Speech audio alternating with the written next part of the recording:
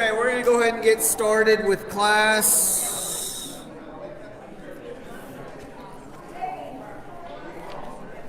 I see some folks still talking and hugging, and I have no problem with that. I do not want to interrupt this. I think if we just spent another 45 minutes doing that, I would be just fine with that.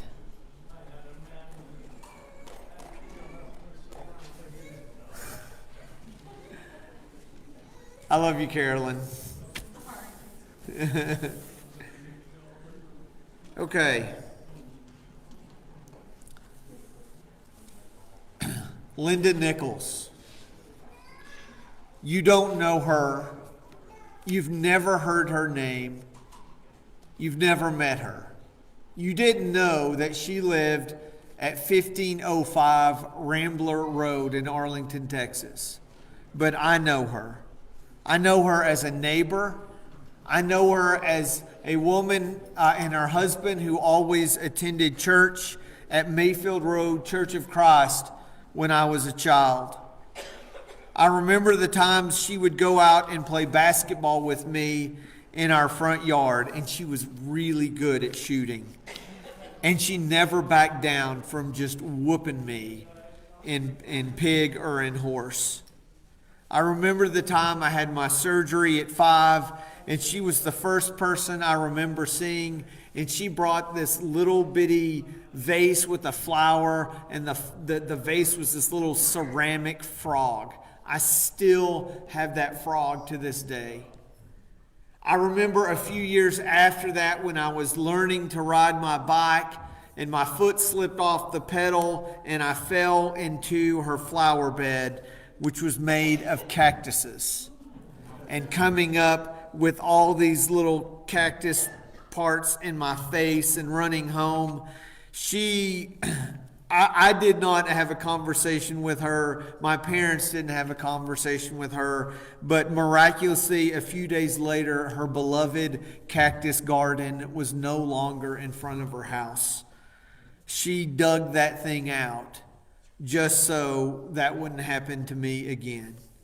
I'll never forget Linda Nichols and the impact she had on me as a very young child.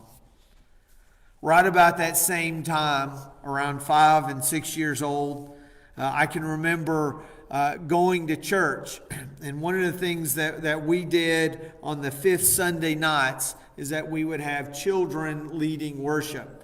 And what that usually entailed, at least for me, was leading singing. Can you believe that, Tim? I was a song leader. But I wasn't quite tall enough to see up over, and so I would stand on the front pew, and George Peters would help me in leading a song. He taught me how to do the 1, 2, 3, 4. I did not know how to do that real well, and so it was just all over the place. And I don't even know if I ever sang anything. I just smiled while I was up there.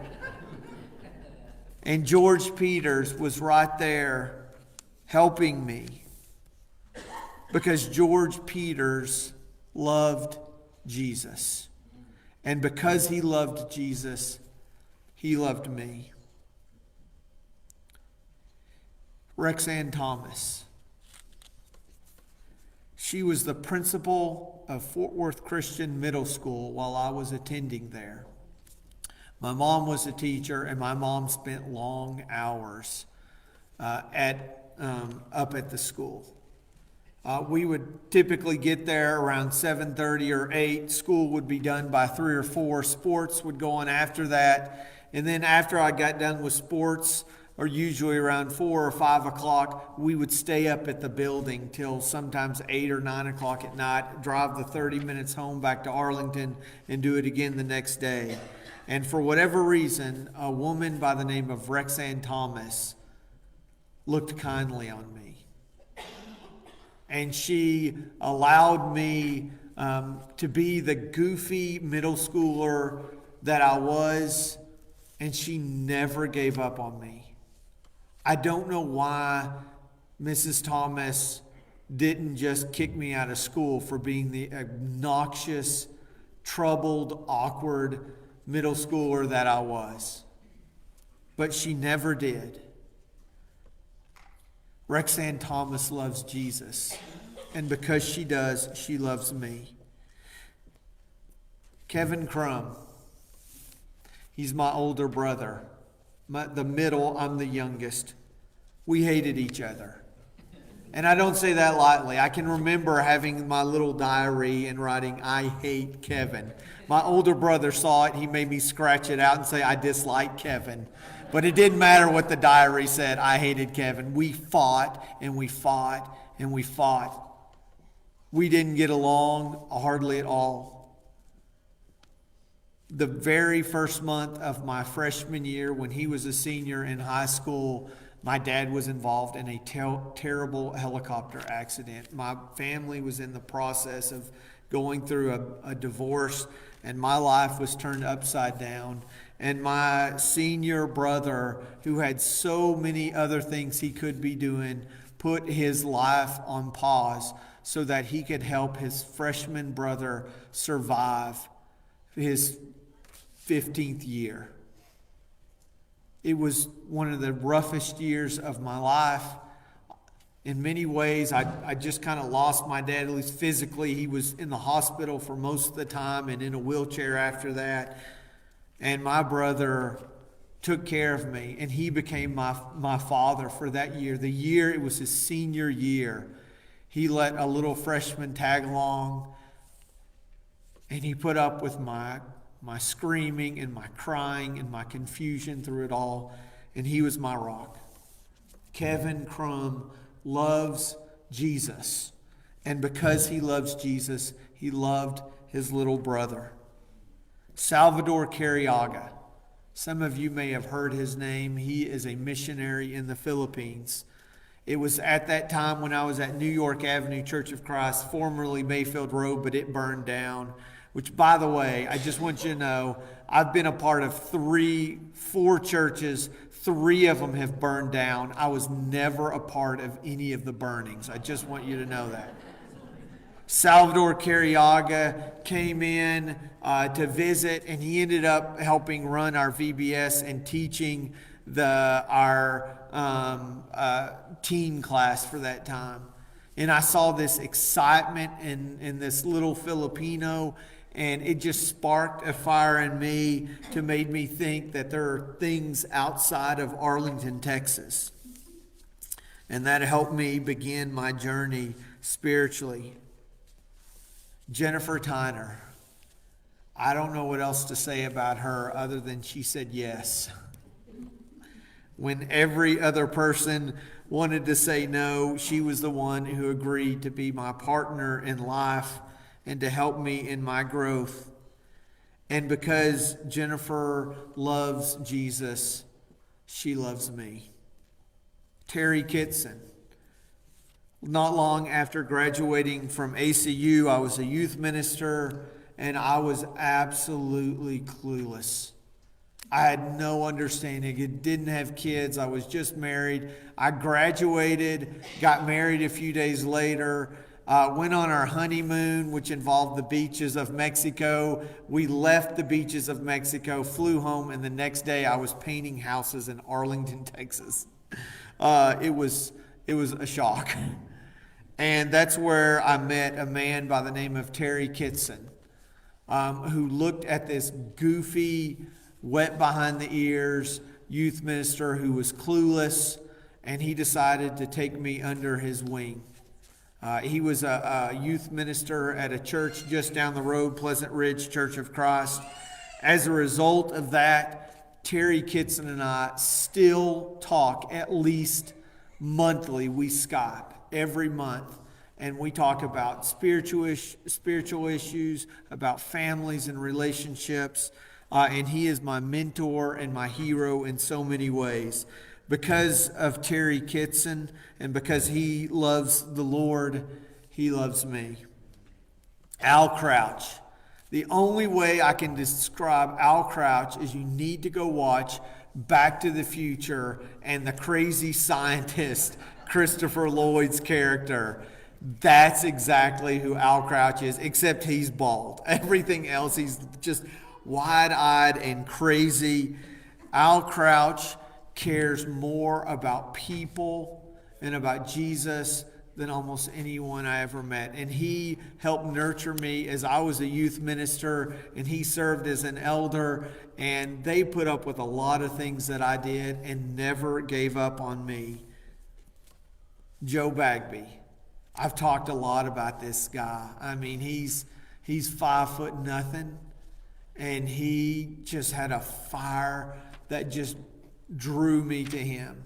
Jennifer and I visited Sweetwater, not really intentionally. We had a friend who called us and asked if we would be interested in the youth ministry position, and we weren't, but I didn't know what to say, and so I just said yes. Wrong batteries. I bet you those won't fit. So if we just need to use this mic right here, I can probably hang close if we need to do that. Whatever works best for you. We went there to visit and said, man, this is not really where we want to be. But man, I would really love to work with this guy. And an opportunity presented itself that I got to serve as an involvement minister. And I got to work and serve at the feet of Joe Bagby. And I saw his love and his work ethic. And he had a passion for the word that was just no one else had. Just unfathomable. Joe Bagby, he loves Jesus. And because he loves Jesus, he loved me. Charles Seibert. Several years after that, I got to meet Chainsaw Charlie. Most of you don't know him, but what he did a lot is he would go in and he would visit with churches and help them as they had some different issues. And we came in contact with one another. He was my professor at ACU, but we got more acquainted after Joe got ill and passed away. And he saw me kind of swirling and getting caught up and basically drowning. I was drowning, and he and several others invited me onto a retreat called the Ministers Resource Network. It's basically set up by mentors and by other ministers who recognize, excuse me, ministers who are in a difficult situation. That cemented our friendship. He was a very busy man, but he always made time to call and ask me how I was doing when we were going through that rough season. Charles Seibert loves Jesus, and because he loves Jesus, he loves me. Bob, D.A., Dale, and Scotty.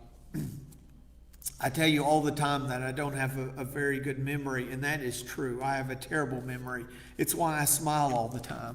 It's because I don't know what's happened to me. If anybody has ever wronged me, I don't remember it. But I remember sitting in that family room just over 9 years ago. And I remember coming in and visiting with those four gentlemen and their wives. It's important that I mention their wives as well. And we sat in that room and we talked. And I don't think they fully grasped how utterly broken I was.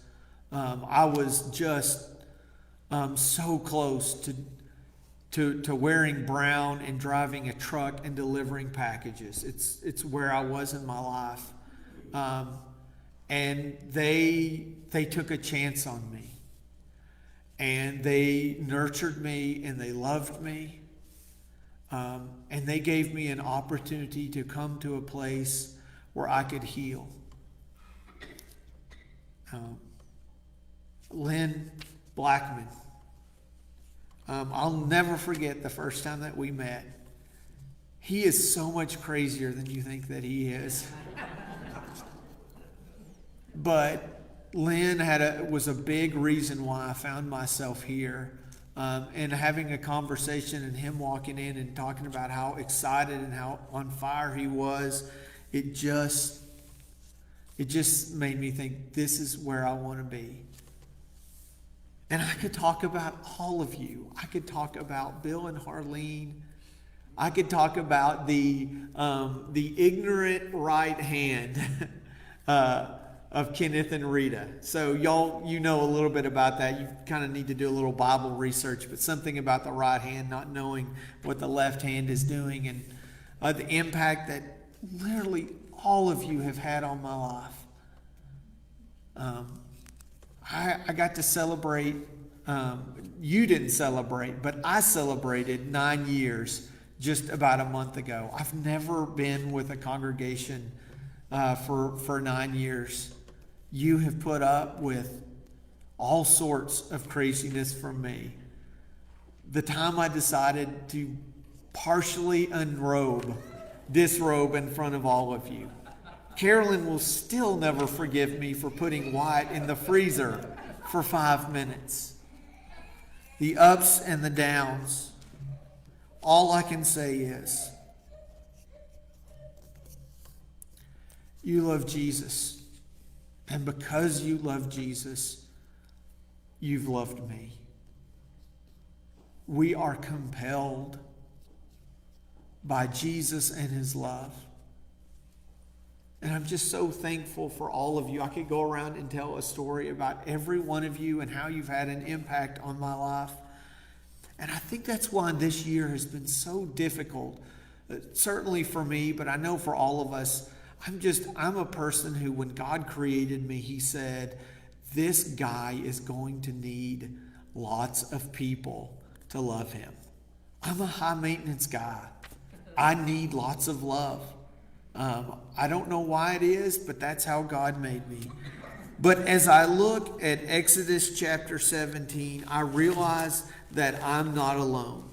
Throughout this morning, we have talked over and over again, or asked over and over again, why does this happen? Why does this happen? And I think we should be willing to ask that same question as we read Exodus chapter 16.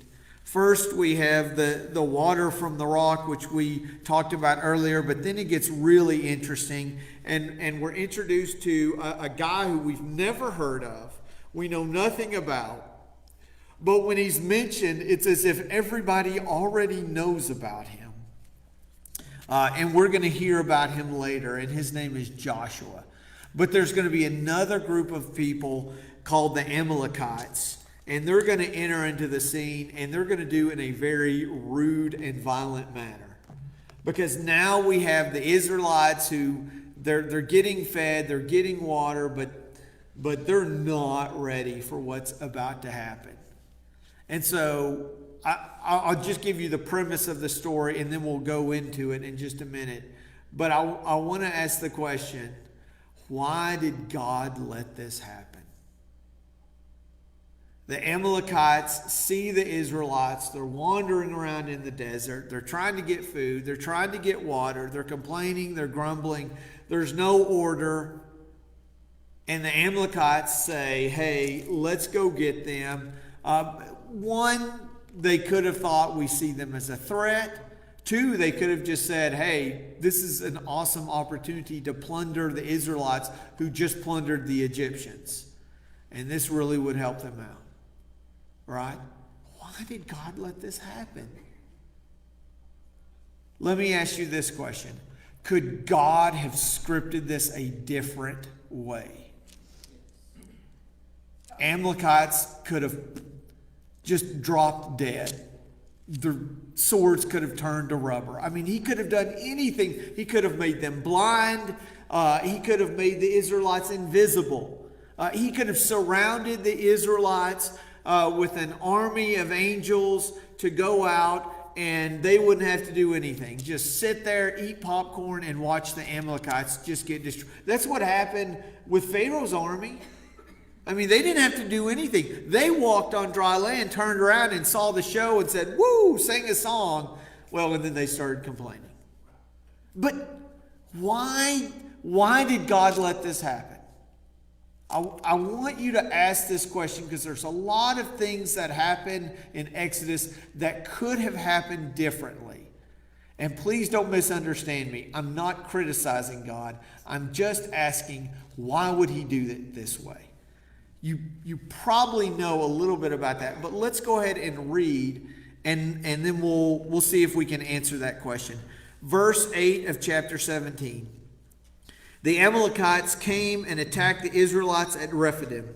Moses said to Joshua, here we have Joshua, we know nothing about him, but the writer assumes that everybody knows Joshua. It's a household name. Okay, so he's just going to keep on going. Choose some of our men and go out and fight the Amalekites. Tomorrow I will stand on top of the hill with the staff of God in my hands. So this is what Moses says to them.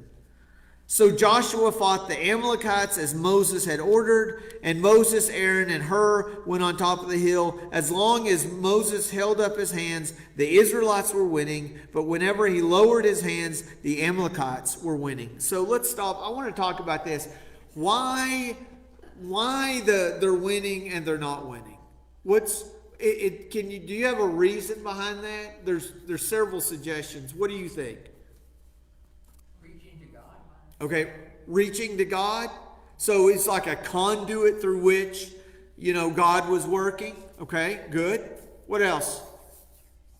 I mean, we don't know for sure. So another example of his mighty hand. Another example of his mighty hand.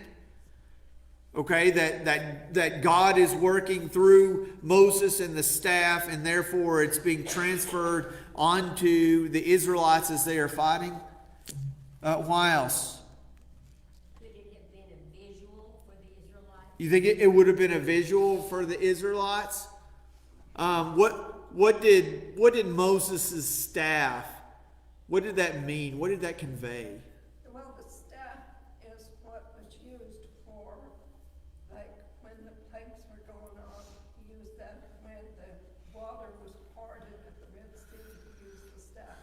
So the staff was a powerful part that God instrumented for Moses to use. Yes. Okay, so we have the staff is what's used in the Red Sea. Where else is the staff used? It's used on the rock. Where else is it used? The snake. I mean, throughout all the plagues, we see the staff is an instrument of God, and Moses, also an instrument of God, is wielding it. And so when people saw the staff, I think they understood what it represented. It not only represented the power of God, but in many ways it represented God himself and the deliverance that he had given. It was Moses and the staff that was there when the plagues happened. It was Moses and the staff that led them out in the desert. It was Moses and the staff that parted the sea and gave them water. And so we have this. And so there's a lot of different reasons. I think one of the reasons, if you can imagine, they were up on a hill, and I think that's an important point to discuss, because what happens if they're up on the hill? Everybody else can see them. So this wasn't just, something done in secret. This is something done where everybody could see. Someone suggested, maybe when Moses was raising his hands, that meant that he was in prayer. That would also imply that when he put his hands down, he stopped praying for the people. And so I don't think that necessarily this is I'm praying, I'm not praying. I think it was a visual reminder to the people who were fighting, God is with us. We just need to what? Trust him. Remember, this is where Exodus is going to go. Trust in God and follow him faithfully. Right? That's what's going to be Exodus. It's not about leaving a country. It's about entering into a relationship. And so this is what we're going to see here. But then something happens. And how old is Moses at this time, by the way? Is anybody, we kind of have a guess? About 80 years old. Remember, he spent 40 years living in Egypt. He spent 40 years in the desert. And now however long it took, I think if we'll look down in just a minute or up earlier, they've been out for about a month. So he's 80 years old. Okay. And I don't know about you, but It's a lot harder to keep your hand raised than you think it does. We're Church of Christ, so we don't ever raise our hands unless we're asking a question. But you've been there, right, when you've had to change a light bulb, and after about 3 or 4 turns, you're like, man, I'm kind of getting sore. He's 80 years old. And so I just want to ask the question, and I know you're getting tired of it, but I want to ask the question, why, God? Really, why? Do we have to do this? I mean, doesn't it seem a little silly? Like, I'll give you guys the victory as long as Moses, you have your hands up in the air. But if you put them down, like, all bets are off. Well, when Moses was up on the hill by himself, Okay. there was like, I think 1 or 2 others up there. And so when they saw his hand, arms getting tired, they started to hold his arm. Did you read ahead? You were not supposed to read ahead. You've been teaching this on flannel board for a really long time, back in the baby. So yes, Louise is exactly right. Verse 12, when Moses' hands grew tired, they took a stone and they put it under him and he sat on it. Aaron and Hur, okay, there's your trivia question. Hur, H-U-R, held up his hands, one on one side, one on the other, so that his hands remained steady till sunset. So Joshua overcame the Amalekite army with the sword. So I just want you to imagine the scene now. You're down here fighting, you're in the valley, you're not a trained army, but you're having to defend yourself and ultimately your people. Your children and your wife, they're all back behind you. You know that if you lose this, this means destruction and devastation for your family and for your people. And then you look up and you see Moses up there holding his staff. And that's like, we can do this. God is with us. We've walked on dry ground. We've survived the plagues. We've drank water from a rock. We can do this. But then his arms start to get tired. And you look up and you think, can we really do this? And then they realize this. I don't know how long it takes. I don't know how they're able to figure it out. But they have a good enough vantage point from where they are that they can see we're winning and we're not winning. Okay, so they could see that this happens enough times that they realize that there's a pattern forming and they decide, we've got to keep our hands up. Is this God who says, I will only work if you have your hands up? No. Or is this a God who says, I want you to know you are not alone? It's why 2020 was such a terrible year. It's why we saw depression and suicide just skyrocket. When we saw families just broken and torn apart, when family members entered into a nursing home who were sick or to a hospital and they were told, you can't come in, you have to stay out. And physically needs were getting met, but emotionally and relationally, socially, psychologically, people were just tanking because God created you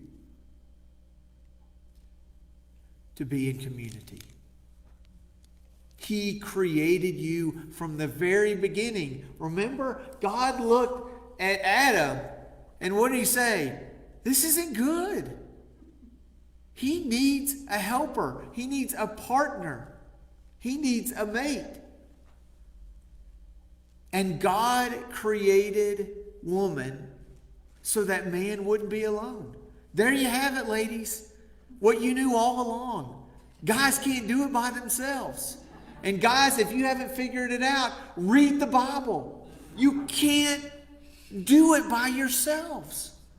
We are called to be in community. Why is this so important? Because God Himself has been in community from the very beginning. God was never alone. Now, you're not going to find the word Trinity in the Bible, but the concept is everywhere. You go look at John. In the beginning was the Word, and the Word was with God, and the Word was God. And the Word became flesh and made his dwelling among us. That is God. That is Jesus being referenced back from the very, very beginning. That God understood the importance of community, of relationships, of gathering together, of knowing that there are people who support you, and when you're going through a tough time, you can look up on the hill and you can see people raising their staff and saying, don't give up. Oddly enough, when Jennifer and I went through some struggles pretty early on, we had Wyatt, and then she ended up miscarrying the first time we were in Mansfield. And I can remember we had a family who came up, a lady who came up in our church, and obviously we were devastated. One of the reasons why I was so devastated is that I knew that child was going to be okay. We'd gotten a report the week before that it did something didn't look right. Couldn't find the heartbeat, and it looked like the growth wasn't the way it was supposed to be. I can remember that happened on maybe a Tuesday or something, and because I can remember going to the youth group. I think it was on a Wednesday night, and said, "Hey, we're expecting a child, and there's something not right, but if you guys will pray, I know everything's going to be okay." And I knew how God was going to work. Like, God is going to save this child, and everybody will know. The doctors will know. Everybody's going to know, because we told everybody things aren't going good, but we're going to pray, and God's going to do powerful things, and He is going to save that little baby, because there's no reason for that little baby to die. And we lost that child. And I remember thinking, why would you do that? Like, I completely trusted you. I had no doubt that you were going to fix that for me. I knew you could have done it, and you chose not to. And I remember how angry and hurt we were, because I was so certain that wouldn't happen. And I can remember a young lady coming up to Jennifer not long after that happened, and just talking to her and say, "You know what, we lost one too, and we know how bad it hurts, and we hurt with you, and we love you." And that ended up being one of those things that really helped us out. And that's when I began to understand that sometimes the most powerful ways that God works isn't through miracles. It's through people. And that's what this story is really all about. It's about God works in powerful ways, and sometimes He's going to part the waters, and sometimes you're going to feel like you're drowning in them. And that's when you can look up and you can see people just like you sitting in these pews. People who have gone through heartache and have remained faithful. I mean, I could just sit here and tell story after story after so many of you have had struggles in your life, and here you are. And in times when Jennifer and I have been in tough places, we've had people who love us because they love Jesus. It took me really not very long, and honestly, I could add to my her list. But I want you to think about your hers. Who are the hers in your life? Who are the HURs in your life? I didn't include a lot of people, my parents for sure, and many of you I could spend a lot of time talking about, but I want you to think about that for just a minute.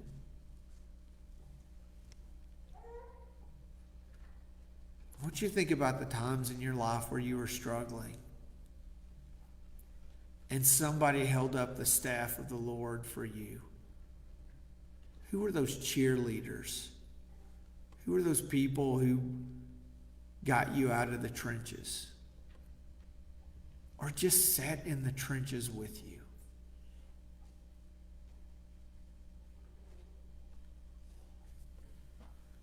Why would God allow the Amalekites to attack the Israelites who were unprepared?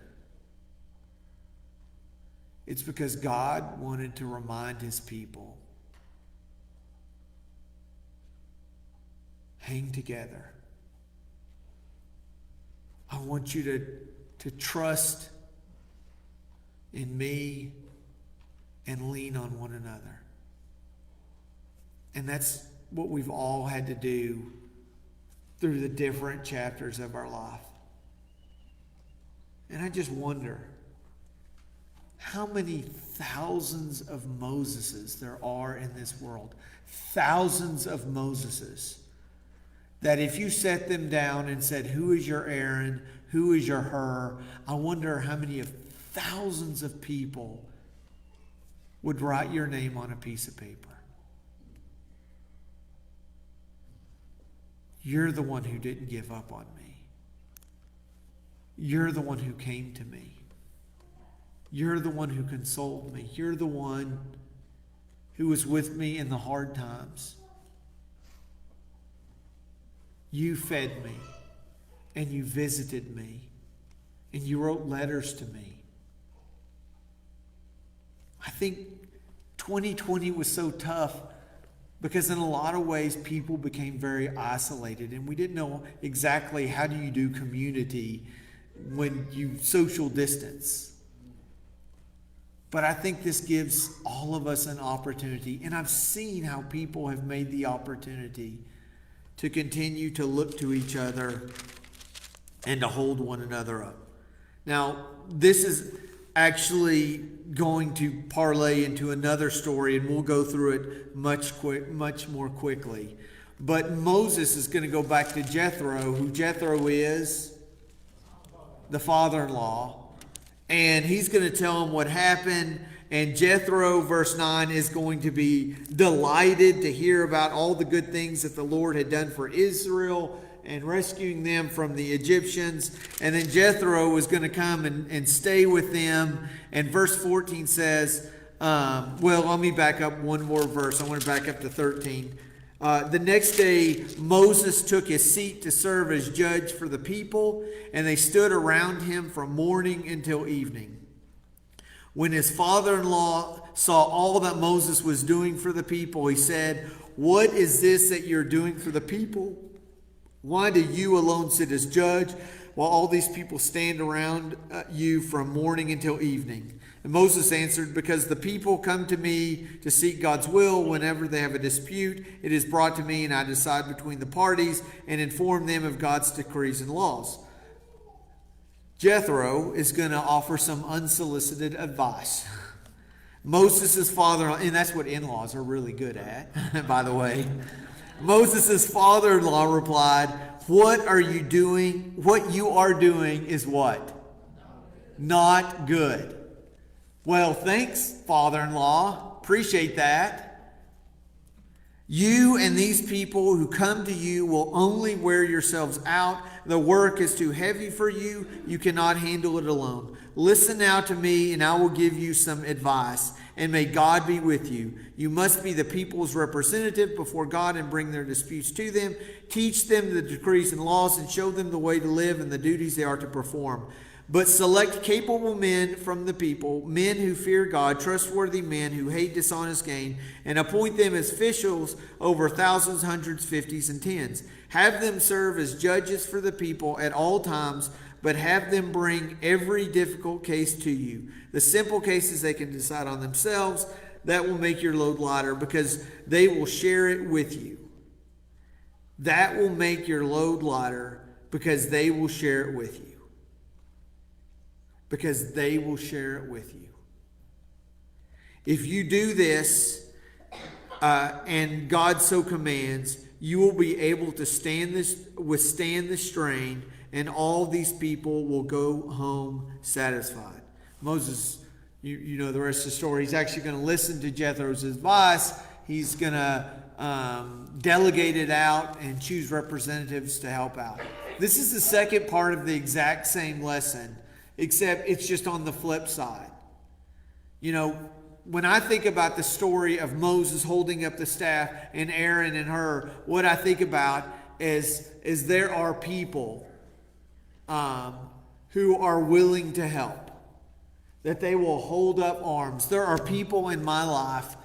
I am who I am because of the grace of God, and because people like you and others that I've listed have really allowed me to grow and love the Lord more fully.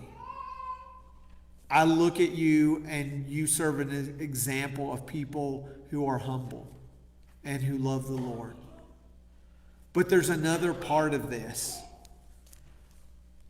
You know, Moses had to learn humility.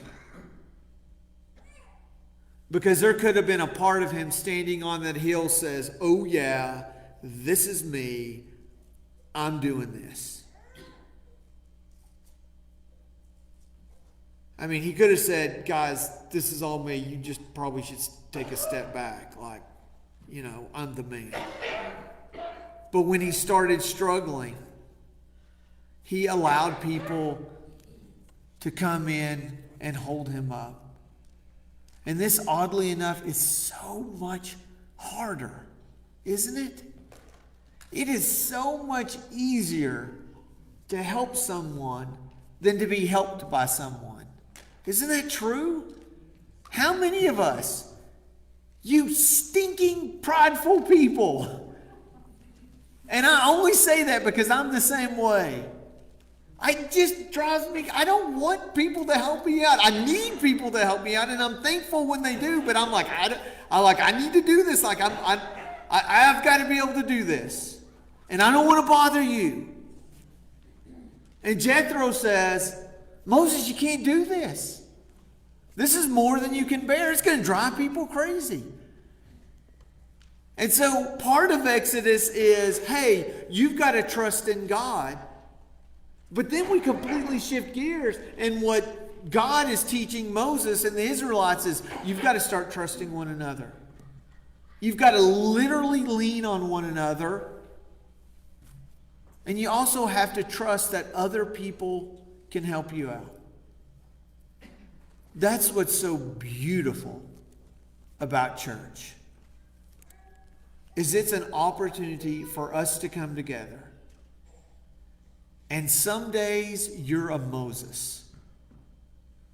Be that Moses. I've shared this a million times before, but one of the things I remember from my ministry to grieving classes is there's a man who had lost his wife unexpectedly at an early age. And he talked about the struggle of going to church and how difficult it was because he and his wife's life was wrapped around church. And to go there was just, it was so emotional for him and brought back so many memories. And then he asked a question that I thought was a little off topic. He says, so why do we sing in church? And his response was so profound to me. He says, because other people can't. There are going to be times in your life where you do not have the energy to lift up your arms. You're down in the valley and you're fighting and you think you're going to lose, but you can look up and you can see somebody holding up the staff, praising God, and you can say, I can do this. And so some of you right now, you are in that Moses moment. And you are in tune with God, and spiritually, and your prayer life is right where it needs to be. And you're just, yes! Raise your hands and your voices to God. Because there are people out there who say, where I'm at, I don't know if I can get out of this valley. Moses walked around in that same valley for 40 years, and now he was on the hilltop. So some of you older folks,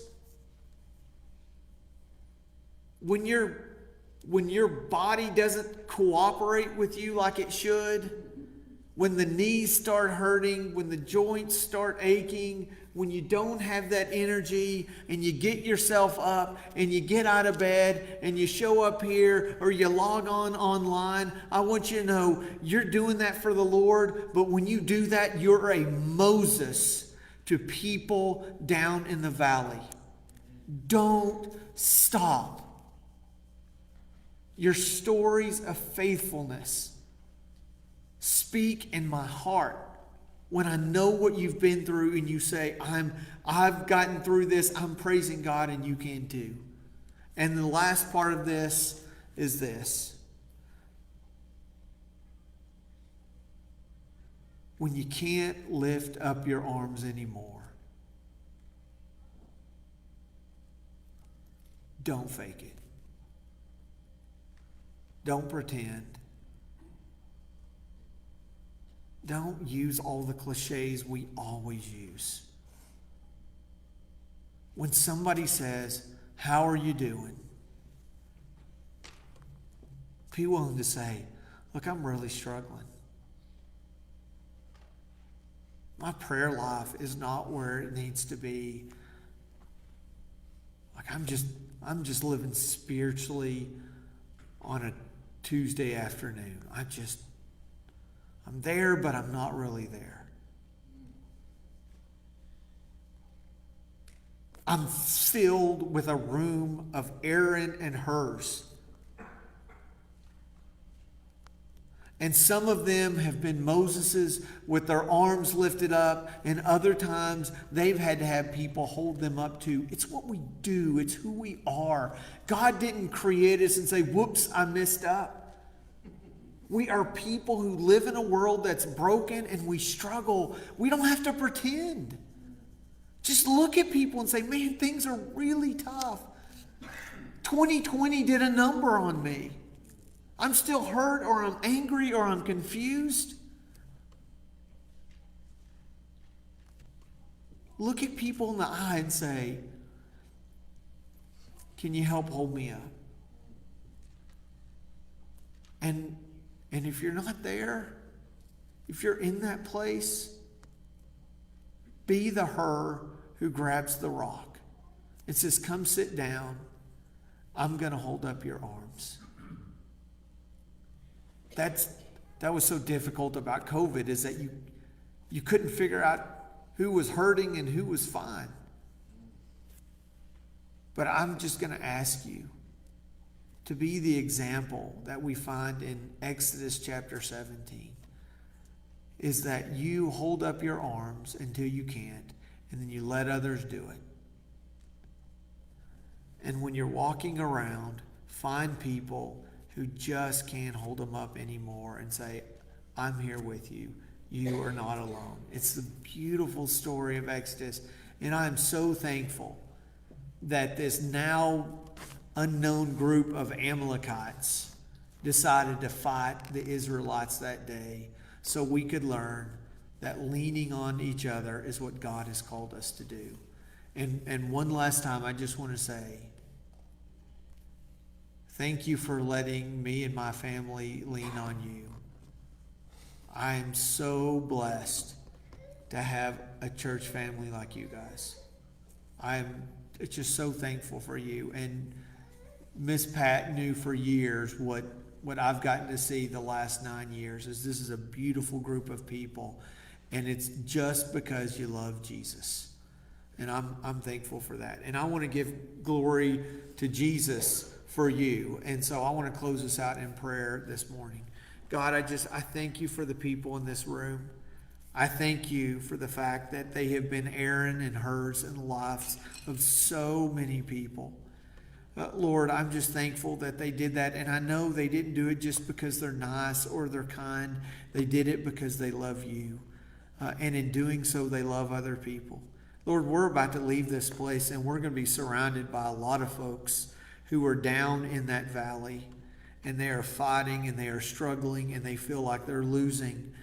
And Lord, I just pray we will be the people that hold up your name and your word, and that they can see that they don't have to live their lives in despair and in defeat, but instead that they can recognize that we all have victory because of you.